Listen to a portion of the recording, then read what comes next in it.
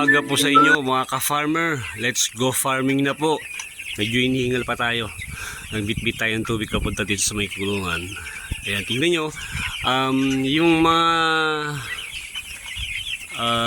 drinker po nila o painuman na nasa part na ito, ubos po yung tubig. At yung mga patoka nila halos nagmatira na. Kagabi bago po ako matulog, pinuno ko po lahat halos yan. Pag sa ganito umaga, siyempre tatalasan ninyo yung obserbasyon ninyo saan sila nagstay. Dito kasi marami pong naubos po yung tubig dito at yung mga pagkain. Ibig sabihin, yung lamig sa gabi, lamig sa madaling araw, kinakaya na po nila kasi may mga balahibo na rin po sila. At pag nagkakaroon sila ng edad, nakakapag-gain na po sila ng timbang, pati po ng mga fats sa katawan nila. Kaya yung lamig na paglalabanan na po nila. Mas pinili nila yung dito magstay na medyo malamig na may pagkain. Kumpara doon na mainit na kulob na may pagkain din. Alas doon po yung tubig doon ay hindi, tignan nyo mataas pa yung level. Tapos yung pakainan, yung auto feeder ay nangalahati din naman. Pero hindi kagaya dito, halos naubos nila. Ibig sabihin, karamihan sa kanila dito po na natulog. Hindi ganun po, ibig sabihin, kaya na nila yung init sa gabi. Ayun, yun po ibig ko sabihin. Bigyan ko ng diin na yung mga manok ninyo ay kaya na ng medyo manok pala ito. Medyo kaya na nila yung malamig na temperatura. Kasi habang nalaki po yung mga sisiw, ulitin ko po, ang sisiw po kapag day old, hanggat maaari, mainit na temperatura yung kailangan nila. Kasi meron pa silang mga sistema sa katawan na hindi pa tapos mag-develop. Kaya kailangan natin yung mainit na temperatura. Parang tinutuloy pa natin yung yung paglilimlim sa kanila. Kasi din sa pag naglilimlim, yung itlog ay bumaba ng, kumbaga, yung incubating period bumaba doon sa level, nabubugok po yung itlog. Parang ganun din po ito. Ano ko lang niya, obserbasyon ko lang po yun. Obserbasyon ko lang yun. Ganun din po sila. Ayan. Kaya dito tayo maglalagay ng mga tubig tsaka pakainan. Doon di magre-refill na lang ulit tayo para mamaya. Pero mamaya kasi mainit na naman pa noon, maglaladlad na tayo niyan. maglaladlad magtatanggal na po ng mga takip. Di ibig sabihin, pwede na rin tayong magbawas ng palda. Yung palda po na sinasabi ko, yun po yung takip sa silong. Na kapag ang manok ay maliliit pa, ayaw yung pasukin ng hangin yung ilalim nila, ng malamig na hangin, lalagyan nyo po ng palibot yung paligid para maski kulob sa itaas, kulob din sa ilalim. Walang papasukan yung tubig, yung pong hangin na malamig para hindi sila ma-stress. At meron pong nag-comment sa atin, saan daw po nanggagaling ating mga sisiw. Diyan po sa may Laguna. Meron po akong supplier dyan na halos 3 years mahigit ko na siyang kinukuha ng sisiw. Magaganda naman po yung ibinibigay niya sa akin. May mga pagkakataon niya po, tinatanong niya, ka-farmer, kamusta po yung mga sisiw? Mabilis po ba lumaki? Yung maganda yung gano'n, yung concern sila sa mga customer nila. Sasabihin ko, maraming mortality. Pag sinabi ko maraming mortality at mayroon ako pwede ipakita sa kanya mga picture naman, o sige po, pag nag-deliver po ulit ako sa inyo, di babawi na lang ako. Papalitan ko yung mga maraming mortality para medyo makabawi-bawi naman kayo. Parang give and take lang po yan kasi hindi rin sila magsusurvive kung tayo ay hindi nakasurvive. Ganun po yun.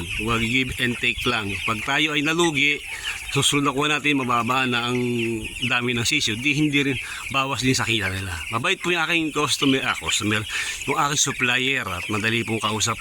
Yung kung tayo po tuloy-tuloy na nagkakarga ng mga manok, yung relasyon sa customer at tawag dito, yung kliyente natin, pati yung kinukuha natin ng sisiyo, basta gano'n na yun, dapat maayos, maganda. Hindi yung merong hindi na pagkakasunod. Pag meron kayong napansin na medyo alanganin, pwede nyo banggitin sa kanila. Maganda yung harmony, dapat maayos para maging maayos yung takbo ng ating paghahanap buhay. Sino ba naman ang gusto na yung customer niya ay malaglag o malugi kasi nakasalalay din sa kanyang kabuhay. Tulad po na aking kinukuha ng sisiyo, kumuha pa ng sasakyan yun. Kumbaga, sa dami ng customer niya, mayroon na po sa sasakyan, nakakuha pa uli siya. Doon niya ako kinukuha yung kanyang karamihan na pinababayad sa yung hulog niya sa sasakyan. Doon sa pagbebenta ng mga sisiw, ibig sabihin, maayos yung takbo na kayong paghahanap buhay. Kwento pa si kapartner, ano? Sumika pa. Pero share lang po yun, yung mga pamamaraan para yung pakikisama, pakikitungo sa mga supplier natin para hindi tayo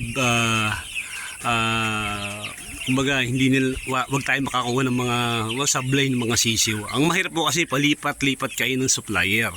Hindi nyo kilala, lalo sa online. Hindi naman po sa inaano, hindi ko po nilalahat. Meron talaga mga mapagsamantala na bakit beginner ito, hindi marunong kumilatis. Tapos kumbaga ipipressure pa nila.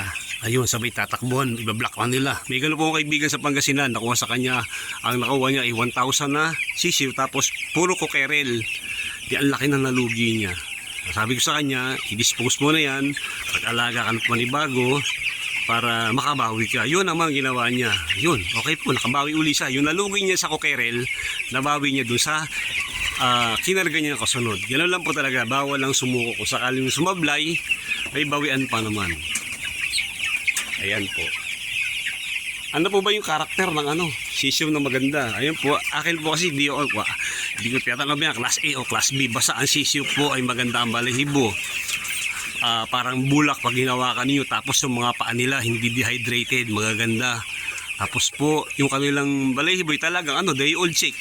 Kasi pag mayroon man mga puti-puti na sa mga pakpak, hindi na po day old chick yun. May maari mga 2 days, 3 days na, hindi nyo alam kung paano nila inalagaan yun. Yung panamang unang araw ng mga sisiw sa ating pag-aalaga sa kanila ay napakahalaga. Malaki ang magiging epekto nun sa kanilang paglaki. Kaya dapat ang pag-handle sa kanila, pagdating sa inyong kulungan ay maayos, tama kagad sa umpisa pa lang para hindi kayo mahirapan magpalaki sa kanila. Ang basihan ko po, yung timbang, dapat at least mga 43, 45 grams. Tapos po, maliligsi. Maliligsi yung masisi maliligsi. Kumbaga yung reflex nila at matalas. Hindi kagaya ng kokerel, talagang nalipad. Umaahon po sa dingding yun. Baka dito kaya lundagin yan. Yung mga kokerel na yan ay pag mga 9 days, 10 days, aliligsi na.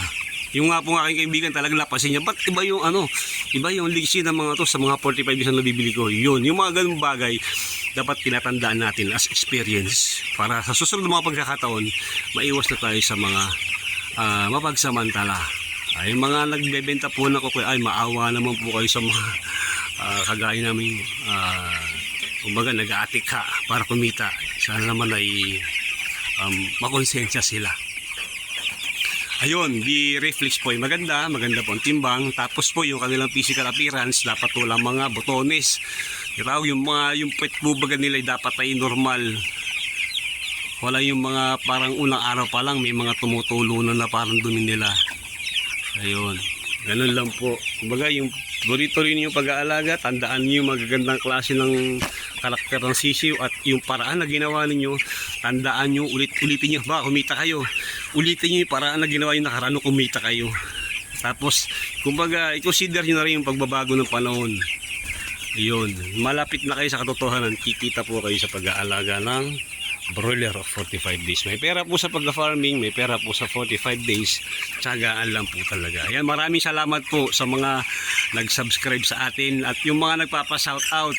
Nakalimutan ko po yung pangalan ninyo. Maraming salamat po sa inyong suporta sa panonood. Sana may napupulot kayo sa aking mga pinagsasabi dito. At sana ay makatulong. Sana ay kumita rin kayo sa pag-aalaga ng 45 days. Good luck po sa inyo. Mabuhay po kayong lahat at happy farming po.